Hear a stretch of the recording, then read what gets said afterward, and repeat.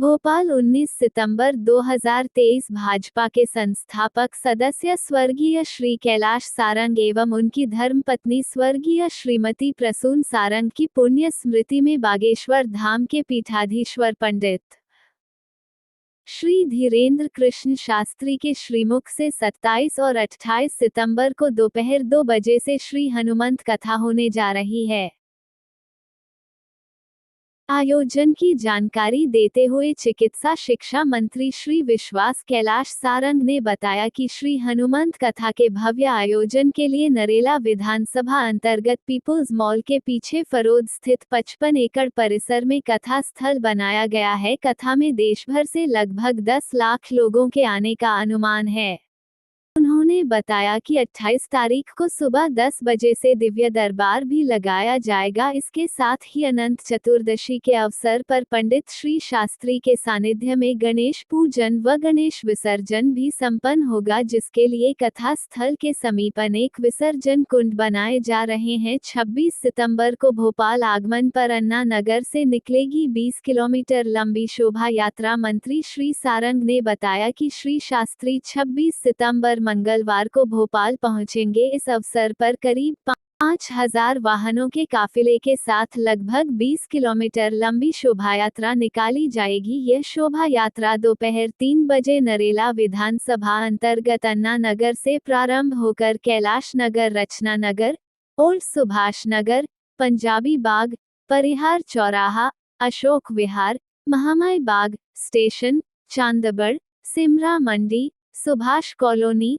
सम्राट कॉलोनी होते हुए अशोका गार्डन, विवेकानंद पार्क पर संपन्न होगी। उन्होंने बताया कि 300 से अधिक सामाजिक संगठनों द्वारा लगभग 1500 स्वागत मंचों से बागेश्वर धाम सरकार का भव्य स्वागत किया जाएगा। सियावर रामचंद्र की जय, खेड़ापति हनुमान जी महाराज की जय। आप सभी का मैं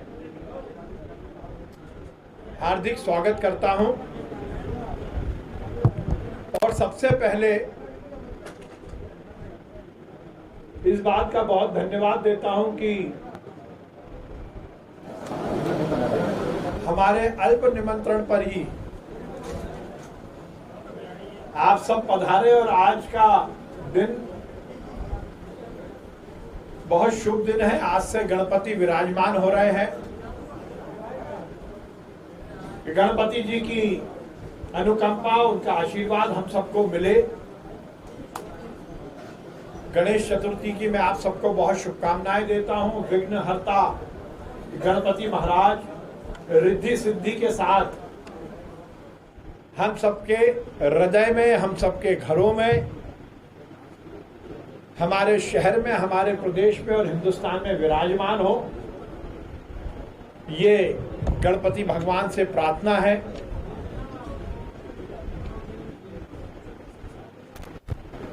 स्वर्गीय कैलाश सारंग जी और स्वर्गीय प्रसून सारंग जी की स्मृति में बागेश्वर धाम वाले पीठाधीश्वर महाराज के श्रीमुख से हनुमंत कथा का आयोजन भोपाल के नागरिकों द्वारा किया जा रहा है। 26 सितंबर को बागेश्वर धाम वाले गुरुजी भोपाल पधारेंगे। उनका आगमन हम सबके लिए बहुत सौभाग्य का विषय है। 26 सितंबर को बागेश्वर धाम वाले गुरुजी की विशाल शोभा यात्रा दोपहर में 3 बजे से अन्ना नगर चौराहे से प्रारंभ होगी, जो विभिन्न मार्गों से होती हुई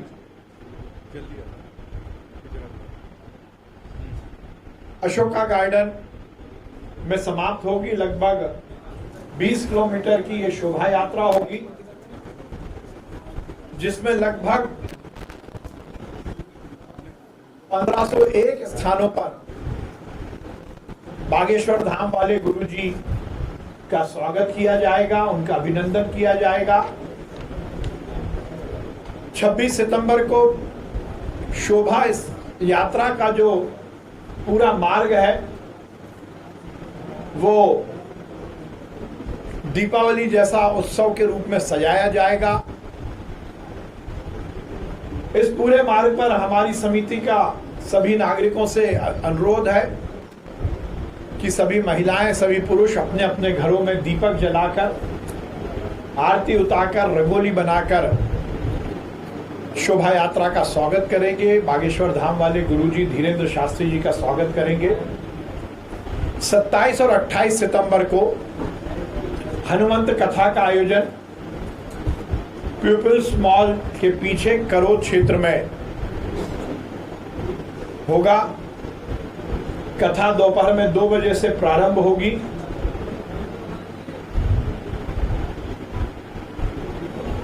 और 28 तारीख को ही पीपल्स मॉल के पीछे उसी कथा स्थल पर सुबह 10 बजे से दिव्य दरबार भी आयोजित होगा। हमने ये भी प्रार्थना की, आज गणेश चतुर्थी का दिन है, आज गणपति भगवान विराजमान होंगे और 28 सितंबर को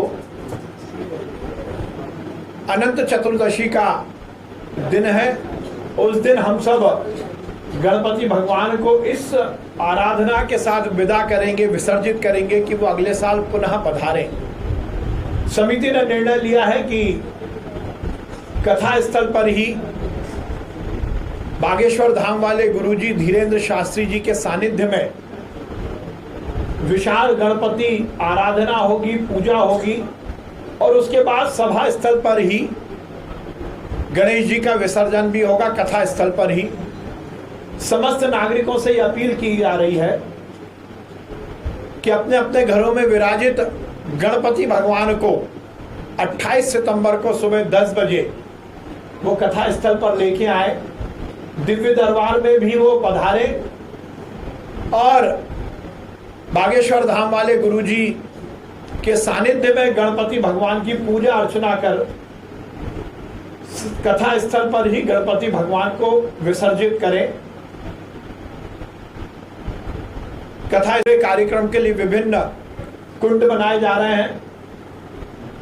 भोपाल के प्रत्येक नागरिक से ये अनुरोध है, क्योंकि ऐसा सौभाग्य बहुत कम मिलता है कि किसी संत के सानिध्य में हम गणपति भगवान की पूजा करके उनका विसर्जन करें।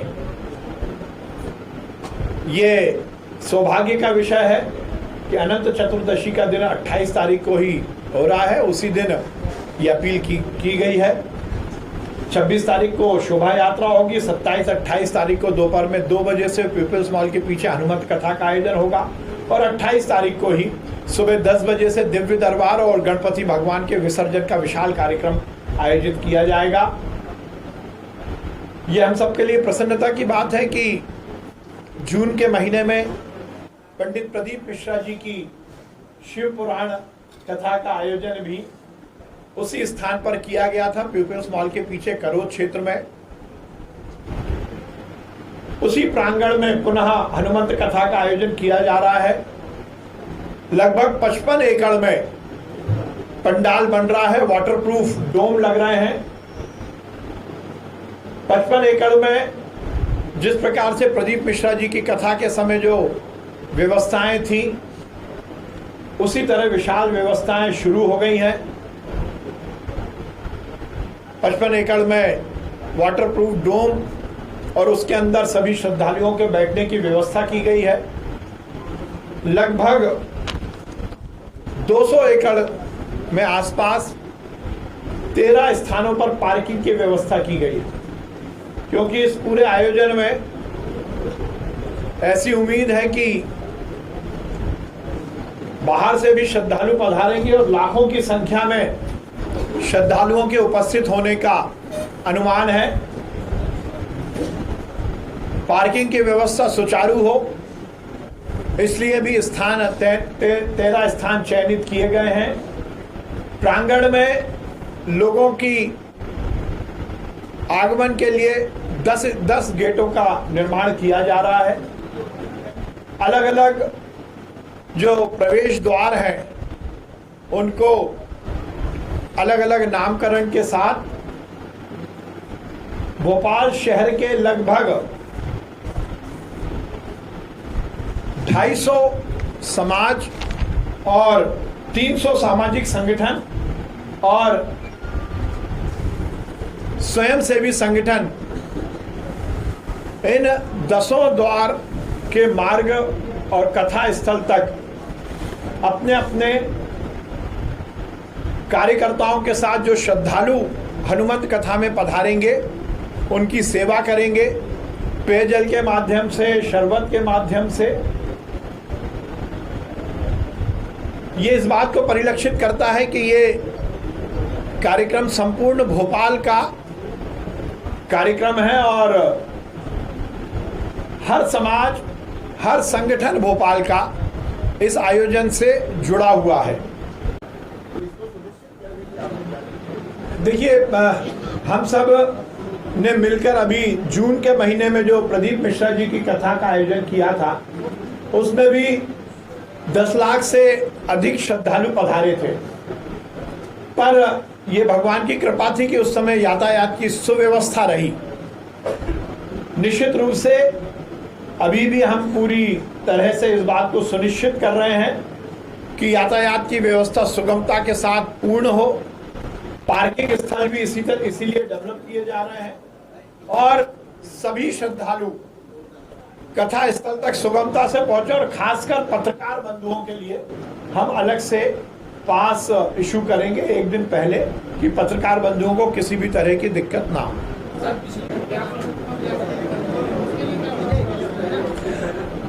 बरसात वैसे तो नहीं आएगी,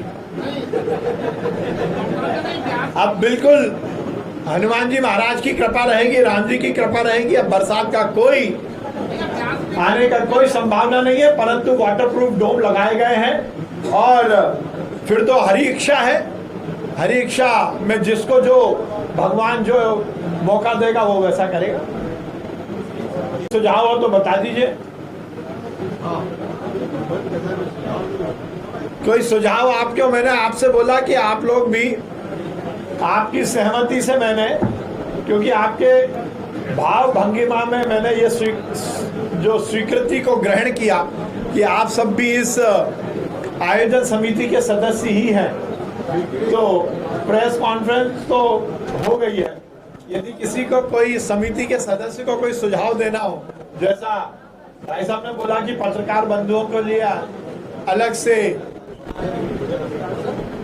पास का इंतजाम, पत्रकारों के कवरेज के लिए भी अलग से व्यवस्था रहेगी। और मुझे बहुत सारे हमारे पत्रकार बंधुओं ने ऐसी इच्छा व्यक्त की है कि बागेश्वर धाम वाले गुरुजी का वो इंटरव्यू करना चाहते हैं, तो मैंने उनसे निवेदन किया है और हरी इच्छा रहेगी, उनकी कृपा रहेगी तो लगभग हम सबको ये मौका भी देने का प्रयास करेंगे। आप अभी जो आपको